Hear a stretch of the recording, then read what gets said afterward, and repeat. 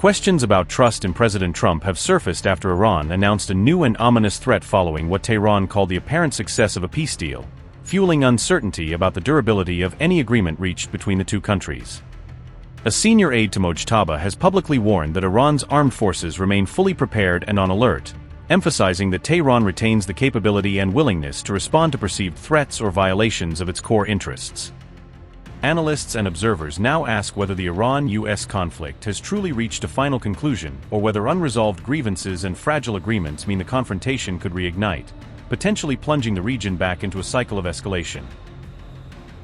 Ahead of a peace deal signing ceremony scheduled for June 19, Iran sent a pointed message to its regional and international adversaries that it will not tolerate actions perceived as threats to its sovereignty or strategic interests, signaling both political resolve and readiness to respond if provoked. An Iranian lawmaker told Iran International that the country's armed forces stand prepared to confront any potential threat, stressing that military units remain vigilant and equipped to act swiftly to defend national security and territorial integrity. Ebrahim Rezai stated that the Islamic Revolutionary Guard Corps are working around the clock to bolster Iran's defense capabilities, with ongoing efforts to modernize systems, improve readiness, and ensure forces can meet evolving threats at short notice. Rezai also warned that the enemy had planned to sow divisions and create internal rifts, claiming that external actors sought to exploit social and political fault lines to weaken national unity and undermine Iran's stability. Rezai emphasized that national cohesion must be preserved alongside continued strengthening of military power, arguing that a united domestic front combined with credible defense capabilities is essential to safeguard the country's security and deter aggression. Those remarks followed announcements that U.S. and Iranian negotiators had reported successful peace talks aimed at ending hostilities, a diplomatic development that Tehran framed as a step toward de-escalation, even as it reiterated vigilance against lingering threats. U.S. President Donald Trump declared that the deal with Iran was now complete, presenting the agreement as a finished diplomatic achievement while urging implementation and framing the outcome as a significant milestone in broader regional diplomacy. Trump also authorized measures described as facilitating the toll-free opening of the Strait of Hormuz and the removal of blockades, actions intended to reassure international shipping and regional partners by restoring freedom of navigation and reducing immediate maritime tensions.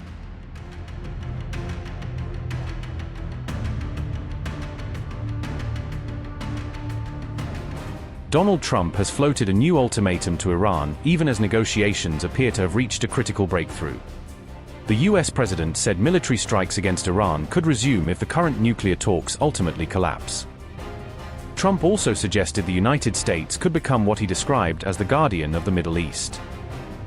According to Trump, such an arrangement could potentially be tied to a share of the region's revenues. The remarks suggest the White House is continuing to keep both military and political options on the table. According to the New York Times, Trump's advisors expect a fresh round of negotiations to begin on June 19. Switzerland is expected to host the next phase of US-Iran talks focused on Tehran's nuclear program. Despite recent progress, significant disagreements reportedly remain over Iran's nuclear activities and future commitments. Trump has repeatedly insisted that any final agreement must permanently prevent Iran from obtaining nuclear weapons. The New York Times report suggests Washington is actively preparing for either diplomatic breakthrough or renewed confrontation.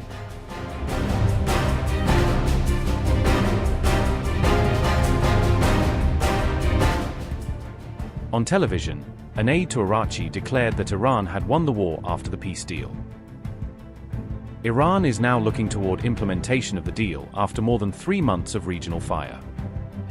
Mojtaba appears set to test U.S. commitments as Tehran unveils what it calls an extremely important next step. These very lengthy talks lasted perhaps more than 14 or 15 hours. During them, we presented the Islamic Republic of Iran's final amendments to the text, and naturally those amendments were reviewed, and the Islamabad Memorandum of Understanding was finalized. That is the first point regarding this process. For now, only the text of the Memorandum of Understanding has been finalized. The formal signing of the Islamabad Memorandum of Understanding will take place on Friday between the principal parties to the memorandum, with Switzerland being discussed as a venue. 2 immediate developments either have already occurred since last night, or must occur starting this morning and will occur. The first is the immediate and permanent end of the war and military operations on various fronts, including Lebanon.